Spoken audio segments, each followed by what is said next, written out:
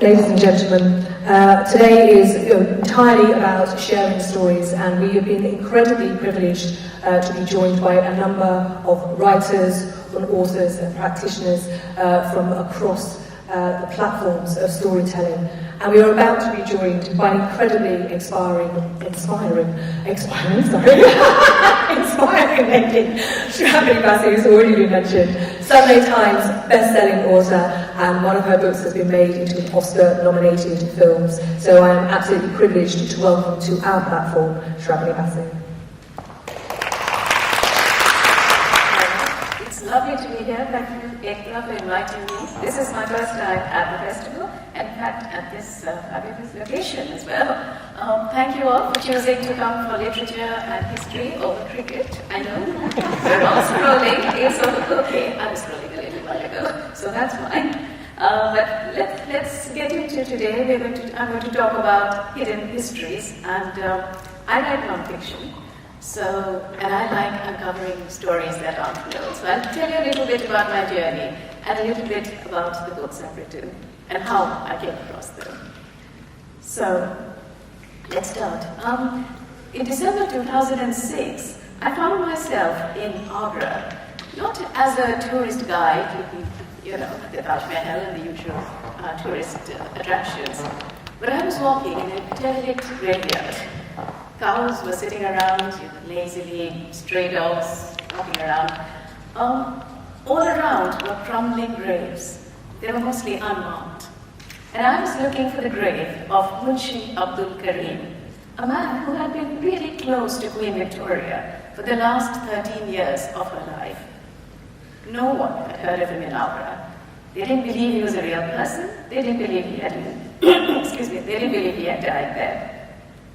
Now, I first heard of Abdul Karim while researching a book on curry, believe it or not, and the history of curry in Britain. And I learned that Queen Victoria used to love her curries, and that she had 2 Indian men who cooked for her. I knew very little about the 2 men at this stage, but it was on a trip to Osborne House on the Isle of Wight, and I would recommend those of you who haven't gone to go there. This was Queen Victoria's holiday home, and it is here that I first saw his face. He looked at me from his portrait.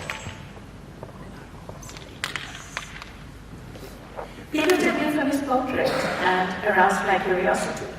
He was dressed, as you can see, in red and gold, holding a book in his hand. He did not look like a cook. He had been painted to look like a nobleman. So I walked further down this corridor. Queen Victoria had actually created a whole Indian corridor. So I walked down this corridor and he looked at me again. There was a second portrait, a handsome man, a gentle look on his face. Now further down this corridor, I found a bust of him.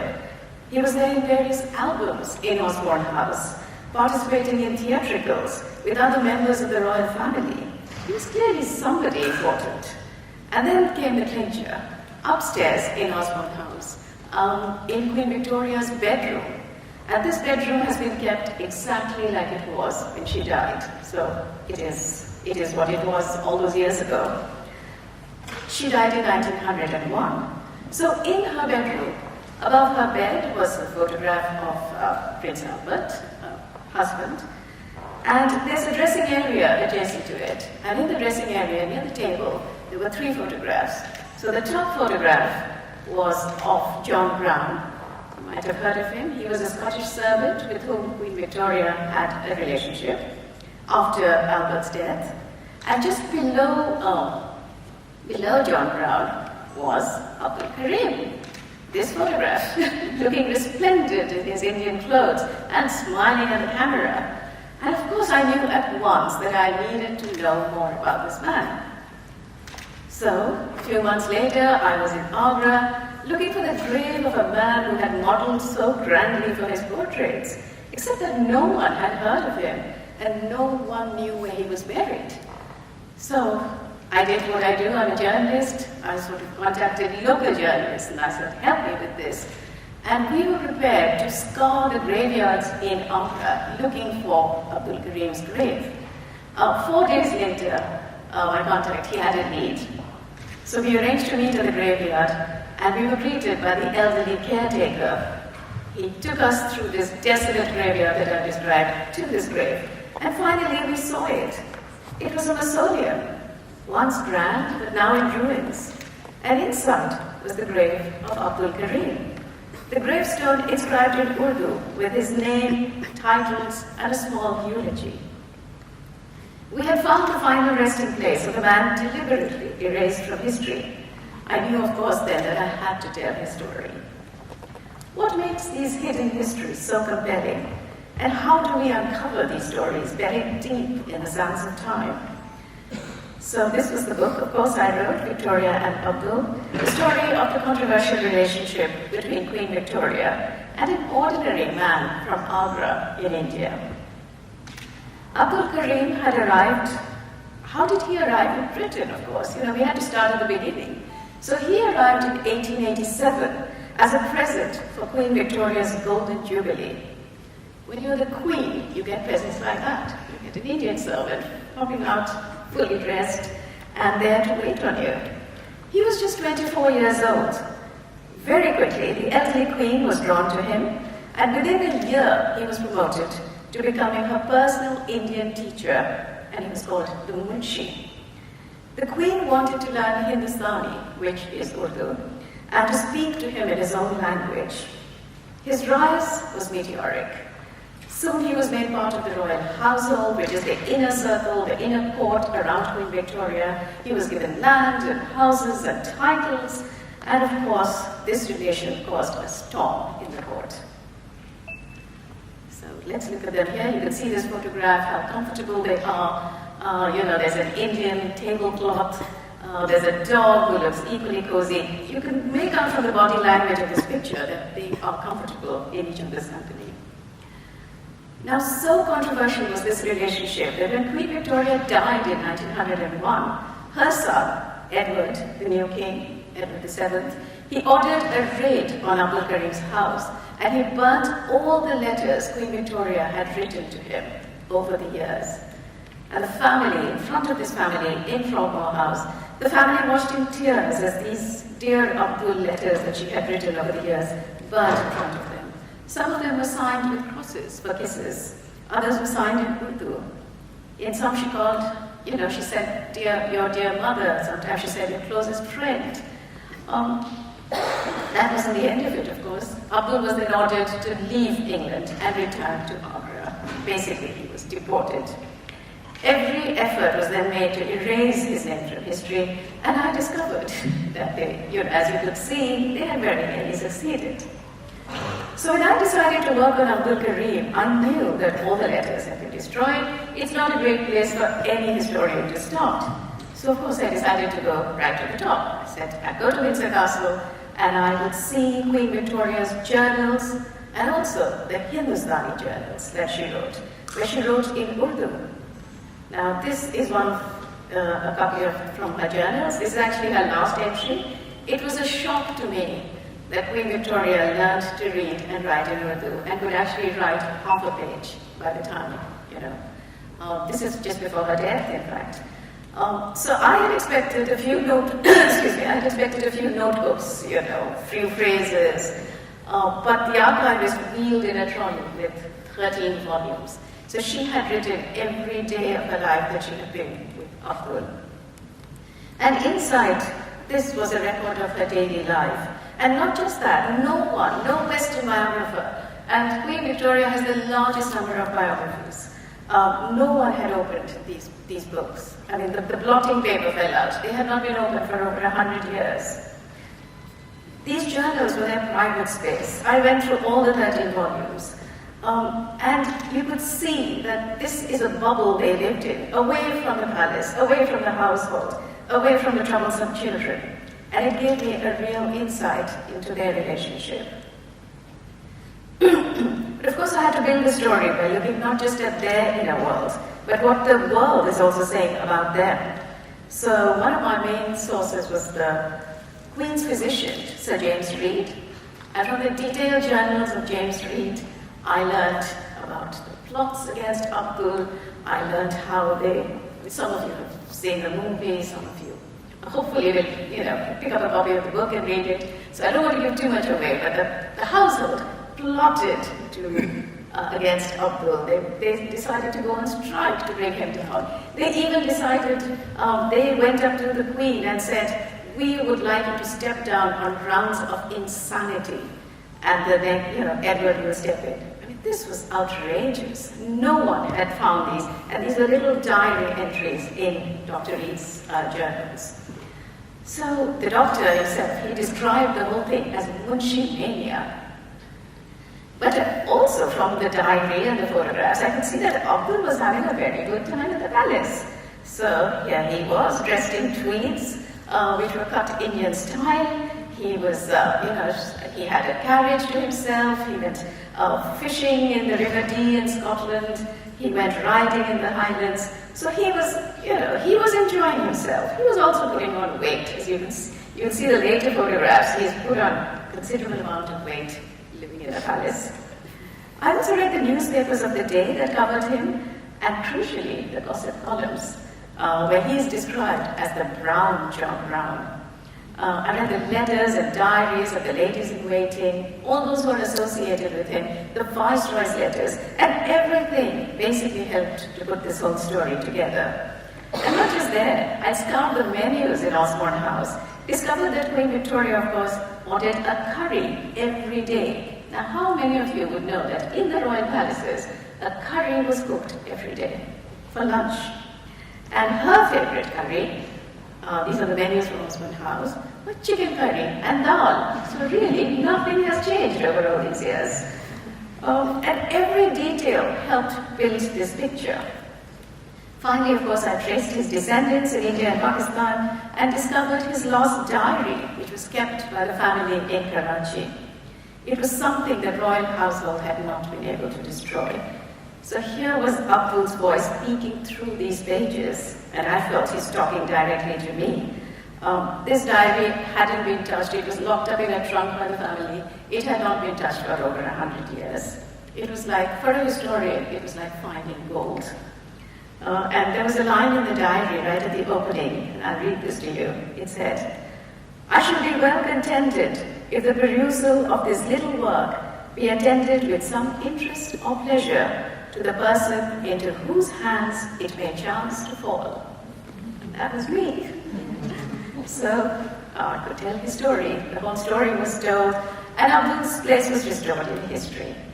My book, as you know, was turned into a film, and his story went around the world. So let's leave him there, looking down at the crowds in Leicester Square, and from red London buses, as he did. I think he would have been delighted. So was I. I'll now take you to a very different place and a different time. Far removed from the royal palaces, we'll go to a small mining village in the Midlands. And this is my latest book. It's called The Mystery of the Parsee Lawyer. It's set over the Victorian and Edwardian period. You know when he said expiring? It's quite true in a way. All I deal is with the dead. Half the time I'm just in graveyards. My daughters say, not another graveyard.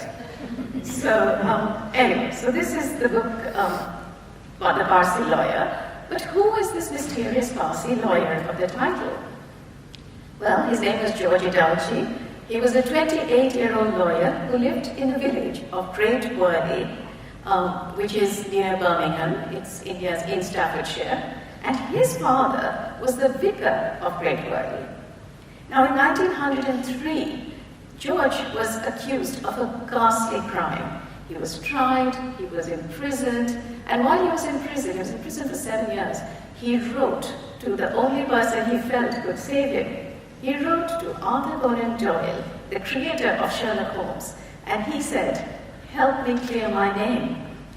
And it's the only time that Arthur Conan Doyle, the most famous author of the time, and even now, Sherlock Holmes continues. It's the first time that Conan Doyle wore the hat of Sherlock Holmes and personally investigated a case. It made history, it changed the law, but the name of George Idalji is barely known today. So as a long-time fan of Sherlock Holmes stories and Arthur Conan Doyle, I knew a little bit about the case because Arthur Conan Doyle wrote about it in his memoirs. But to me, a case that this man investigated was to do with an Indian was something that fascinated me, and I just felt this is a story that has to be told again. But there was nothing more to it, so I didn't know what lead to follow. And then in 2015, there was a small article in the Times newspaper, and it said there was going to be an auction. And coming up at this auction were letters between Arthur Conan Doyle and a police officer, and they were to do with the Idalji case. And I said, okay, there'll be new material, and I was off. I knew that I'd find something there. Soon I was on the trail of Conan Doyle as he investigated the story.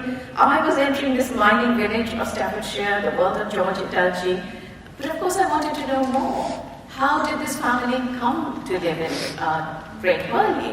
How did his father become the vicar? As I could see from the title, obviously they were Parsees. So I had to find out more about his background. Now, George was the son of Shapurji Idalji. He was a Parsee who had converted to Christianity in India and traveled to England. And in 1876, he became the vicar of Great Hurley. Now, Shapurji was born in Bombay, and to those who here who don't know, who are Parsees, they are basically Zoroastrians who fled from Persia and came to India and settled in the 7th century AD. They were fleeing from persecution by the Arabs. They settled down, they adapted very quickly, and they were very wealthy. They were wealthy, they were in business, they were very close to the British, they were also very westernized. In fact, we are in Wembley, a very famous Parsee sang here at Wembley Stadium, and you all know him. You may not know his Parsee name, but you know him as Freddie Mercury, and he was a Parsee. He was born Farooq Balsara. So, Parsees settled down, they were very westernized, they were rich, and Shapurji came from a westernized family. He went to Elphinstone College in Bombay, but when he's 15, he wanted to convert. He wanted to become a Christian, he was interested in Christian texts. Of course, it meant he had to run away from his family, who were obviously opposed to this, and he was baptized. He was baptized in Bombay, became a Christian, traveled a bit in India, and then he just wanted to come to England and study further. So he wrote a little dictionary called Gujarati to, so the Parsees spoke in Gujarati because they adapted to the local language. He wrote a Gujarati to English dictionary, and with the royalties, he bought a ticket and he came to England. Traveled around, and finally he got his first curacy. Cut a long story short, in Liverpool, he met this lovely English woman, they fell in love, and he married Charlotte. Now, Charlotte is also the daughter of a vicar, so it's a very church family. And now the family moved to Great Hurley, where he becomes the vicar. George is born in 1876, and later 2 more children are born. And you can see this family photograph. There's Shapurji, his wife Charlotte. It's a very Victorian family. There are 3 children, George, Horace, and the youngest daughter called Maud. But this is Victorian England at the height of empire. And here is a brown man with a pronounced Indian accent who is speaking to an all-white parish and telling them teaching them the word of God. It was a recipe for disaster. It's not going to go down well, and soon the family at the vicarage find they are not very popular. And in 1888, the first of the anonymous letters drops through the door. This is hate mail. There is graffiti on the wall of the vicarage painted, "The Idalgis are wicked." As with all immigrants, who've seen their corner shops sort of graffitied and broken, he rubbed it off, he went on. He told the police. And the police came, they weren't very interested, but they arrested the maid and said she did it. And the maid confessed and said, "Please forgive me." The vicar was a forgiving man, he forgave her, and he thought that was it. But as the maid left the police station, she swore her revenge, and within months the anonymous letters started again. And here they are. Some of them got more and more vicious as the time went on. And they were threatening to kill George. But once again, the police did nothing. And for some strange reason, they thought that George had written these letters. This little schoolboy, you can see these letters, revenge written on them. And here is this young teenager, but they thought, he's this strange, awkward-looking boy, he's the one who did it. And over time, the letters get even more aggressive. Obscene drawings of the vicar. This is just a cutout thrown over outside the vicarage. A beggar woman, and it's written, your mother. They get, as I said, all these letters are there in the police files that I researched. You can see here again, Mr. Dalji, a bigger fool, and then here they're calling him a pig, they want money. Meanwhile, George, time is passing on. This is going on over years and years. Finally, the family stopped calling the police. They said they don't care anyway. George is very bright. He goes to Birmingham University, studied law, becomes a solicitor. He joins a law firm in Birmingham, and he's settled in life. He's got all his certificates around him, and this is his picture, as you can see, as a young adult. But things are going to take a nasty turn in Great Worthy. In 1903, the village of Great Worthy becomes the center of a series of brutal crimes, as horses, pit ponies, and cows were mutilated and left to die. Horrified villagers found their horses lying in the fields, their innards spilling out on the soil. Sorry, we have children in the audience. This is ghastly. They had to be killed to put them out of their agony. Great Worthy came to be known as the village of fear.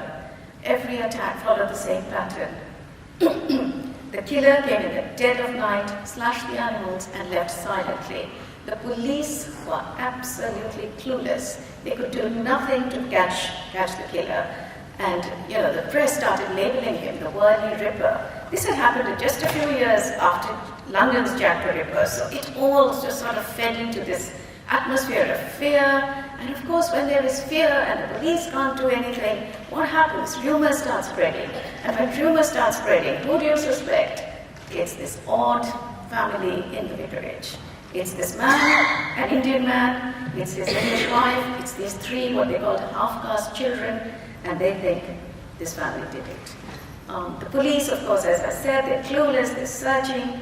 But now another thing happens along with the rumors is these anonymous letters start again. And now they start naming George Dalji as the one who did it. Police watch the vicarage, and on the morning of 18th August, when a horse is found killed very close to the vicarage, they come in and they arrest George.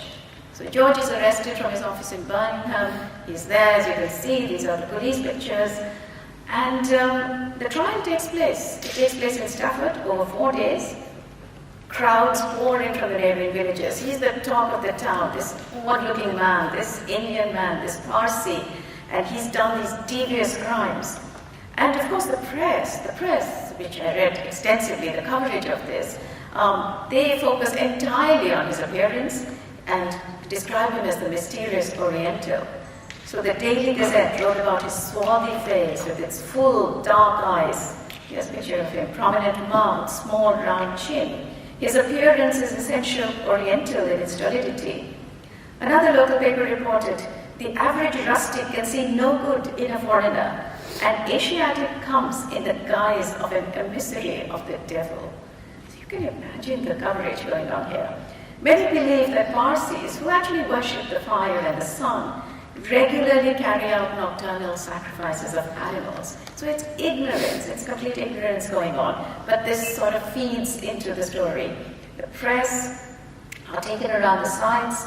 Though born and brought up and baptized in England, George is seen as a foreigner with a strange religion. Well, it took just 50 minutes for the jury to pronounce George guilty. The judge sentenced him to 7 years penal servitude. But suddenly 3 years later, he's let out on parole, but he is still guilty as charged. So he can't practice as a solicitor, he has no means of income, he is too terrified to even go back to his house in Great Worthy, because he says if another horse is killed, they'll put me back in jail. So he goes back, he goes to London, and he doesn't know what to do. So he picks up his pen and he writes to Sir Arthur Conan Doyle. creator of Sherlock Holmes, and says, only you can save me. Help solve this crime. And of course, Arthur Conan Doyle takes up this case. A grave miscarriage of justice had occurred, and he is ready to take the fight to the Home Office. So at this crime, what happens? Conan Doyle invites George to meet him, and they meet in Charing Cross in the Grand Hotel. Conan Doyle is a bit late, so he comes into the hotel lobby, he stands near the door, and he looks around. And of course, he recognizes George immediately. He's the only Indian in the room. And he finds that George is reading a newspaper and holding it really close to his face. And immediately, Arthur Conan Doyle knows that he is not guilty. So just like I'm sure all of you have read the Sherlock Holmes books, just like Sherlock Holmes, uses powers of deduction, and before he's just entered a crime scene, before he's even spoken to anybody, he's used his power of deduction and logic to come to certain conclusions. Arthur Conan Doyle does the same. He immediately knows that George could not have been guilty, and why? Because the night of August 18 was a stormy, windy night, and he says somebody with such myopia could not have crossed these fields and slashed animals. So he knows he's not guilty. And he also knows why he was suspected, and he says that's to do with, obviously, his ethnicity, his race, his color. Clearly that is a factor. So he throws himself into the investigation, he travels to the scene of crime, he interviews the villagers, he meets Shapuji, he meets Charlotte, he even meets the chief of police, Anson, with whom he exchanges letters. And then he publishes the first of his articles, 1907, he goes back, he writes up his report, and this is published, The Case of Mr. George Idalji. And it causes a sensation. England soon rang with the wrongs of George Idalji, wrote Conan Doyle triumphantly. Now, these articles were reproduced across the UK, so it went to all the newspapers. It was reproduced in America, it was reproduced in the New York Times and the Washington Post, and suddenly George, our solicitor, shy and awkward, is famous around the world. Even Nehru, was a schoolboy in Harrow at that time, wrote to his father about the case and said, surely he was suspected because he was an Indian. So everybody's involved around the world in this George Idalji case. They're reading about it. Fellow authors of Arthur Conan Doyle, like J.M. Barrie, who wrote Peter Pan, Bram Stoker, who wrote Dracula, George Bernard Shaw, they all laud Arthur Conan Doyle, saying, well done for standing up to this miscarriage of justice. And of course, what Conan Doyle does is that in these articles, with forensic precision, he sort of pulls apart everything that happened in the trial, says why this evidence should not have been entered, and pulls apart the case, accuses the police of not just incompetence, but also racial prejudice. So it's a direct challenge to the police and the Home Office. There's such a response that letters pages are flooded, that the Home Office has to set up a committee. They set up a 3-member committee, and they actually give a free pardon to George. So he is allowed to go free, but they say that they will not give him compensation because Home Office claims that he was responsible for the letters. So they haven't let him off fully. And so Arthur Conan Doyle gets really angry, and he says either a man is guilty and he is, he has to be charged, and if he's innocent, he has to get his compensation. So now he says, this far I have proved that George Idalji was innocent. Now I'm going to prove who did it. So now we enter the second part of his investigation. Who was the murderer? Of course, you're asking me, did he solve it? And I'm not going to tell you because you have to buy the book and read it. But I will tell you what happened to poor George. Well, he was restored to the solicitor's rolls. He lived on till his 70s. This is a picture of an older George. By now, he had some corrective surgery. He was given glasses. He never returned to his village in Wadi.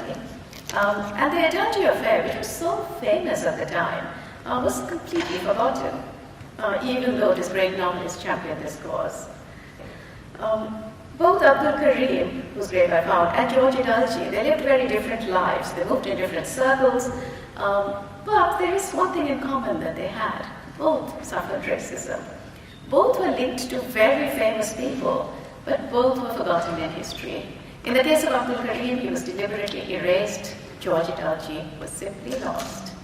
I'm going to end, I know we're sort of getting on in time. I'll end it very briefly with one of the stories that is closest to my heart. This is, of course, by Princess, the life of Noor Inayat Khan, the biography of a forgotten World War II heroine. So at first, somebody was asking me, how did you first hear about Noor? So I first heard about Noor in a little article in a newspaper, which was about the Indian contribution to the Second World War. And this big, almost half-page feature had lots of photographs of Indian men in turbans and guns. And in a corner was one photograph of Noor in her Women's Air Force uniform. This photograph, it was the size of a postage stamp. And all it had was a caption saying, Noor Inayat Khan, wireless operator, captured in Dachau, awarded the George Cross. And I was just drawn to this photograph. And I said, who was she? You know, how was this Indian woman at the heart of the war in Europe? Where did she come from? How did she get to Dachau? Was she a spy? Was she like a Mata Hari figure? I had so many questions. And that is when I felt I really needed to know more about her. But of course, it was a completely blank slate. I didn't know anything. Couldn't find anything. But sometimes you have a bit of luck. In 2003, the British Foreign Office, they declassified some of the files. Declassified means they make them public. So these are secret files, which are then available to the public. And hers files were declassified. So these are now available in the National Archives in Kew. And no one had seen these files before. They are in boxes marked top secret. And it had the story of Noor's life, how she's recruited, how she's trained, how she's captured, right after her death. And of course, her story then began to come alive before my eyes. There were messages from the field, her personal letters, letters from her family, the interrogation of the Nazis after she was killed. But I also needed to know more about Noor, her background, where did she come from, what was her family. And so after some searches, I managed to trace her brothers. Vilayat lived, they were still alive, I was lucky. He lived in Paris, another brother, Hidayat, he lived in The Hague. I got to know both of them very well, especially Hidayat. So here is a picture of Noor with her siblings, Hidayat, Vilayat, and Claire, her youngest sister. Noor's father was Indian, he was a Sufi, Hazrat Inayat Khan, and her mother was American. He was a musician, and Noor too was a musician. She was a writer of children's stories. I know we're going to talk about children's stories later this afternoon. And Noor's stories, you know, I would definitely say pick them up because they are available now. And she was a musician. She believed in non-violence, yet when the war broke out, she volunteered to join the war and signed up. So Noor, in July, keep this short, Noor Inayat Khan became the first woman radio operator to be infiltrated into occupied France. Her code name was Madeleine, and here you can see how she's practicing her signature, because as a secret agent, she had a code name, a cover story, a false passport, and it's all, you know, it's a very clandestine world that she's going to go into. She did crucial work in Paris. A circuit collapsed around her, and at one time, she was the last link left between London and Paris, doing the job, very dangerous job of 6 radio operators. And this is Noor. She kept changing her appearance. You can see how different she looks. But she was betrayed, captured, tortured, and eventually killed in Dachau concentration camp. She went down screaming, "Liberté!" So the Nazis will not break her spirit. Now, working on the biography of a secret agent can sometimes be thrilling, as well as, in Noor's case, desperately tragic. I looked at her codes, her telegrams, her secret names. I made a list of all the people she worked with as secret agents, read their files. And often she is mentioned in other people's files. There are joint operations. So I had to put this story together like a giant crossword puzzle. I spoke to her family, who gave me her background about her childhood, spoke to her friends who had known her as a radio operator. Some were still alive when I was researching the book. I spoke to descendants of agents. I went to Paris, walked on the streets where she had lived and worked. I visited the apartment in Paris where she was taken as a prisoner. This is where she was kept locked in the attic, from where she made 2 escape attempts. The buildings are still there, they've stayed unchanged. My final journey was to Dachau concentration camp, where I could see the cold, cruel place where she was tortured and shot. This is Dachau, these are the gates of Dachau. They've got Arbeit marked frei written on every gate in every concentration camp. It means work will set you free, but of course, nobody walked free. So a historian's work is a journey in itself. Sometimes it's like peeling off the layers of an onion till you reach the heart. It's important that you enter the subject's world, what was happening around them at the time, what were their influences.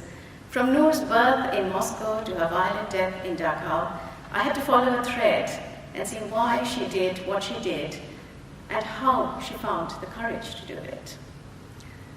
So this is just a few of my books. All my books are about unknown people who've been forgotten by history, though they've played a very important role. And I'm delighted to say that Noor's story has really, I know Victoria and Abdul is a film, but Noor's story has traveled around the world. I campaigned for a memorial for her. The memorial is in Gordon Square. It was unveiled by Princess Anne. A blue plaque in her name is outside the house she lived in London, also just near Gordon Square. This is all in Bloomsbury. And in August this year, a beautiful portrait of hers was unveiled at the Royal Air Force Club in Piccadilly, and that was unveiled by Queen Camilla. So yes, Noor has had a lot of royals looking in, a lot of ordinary people, and a lot of people visit the memorial in Gordon Square. So do go see it. It's not far. Just jump on the Metropolitan line and go to Euston Square. It's right there. Thank you all for listening. Hope you enjoy the books, and I hope you're inspired. I see little children here who want to write, so I hope I can inspire you to write a few books. Thank you.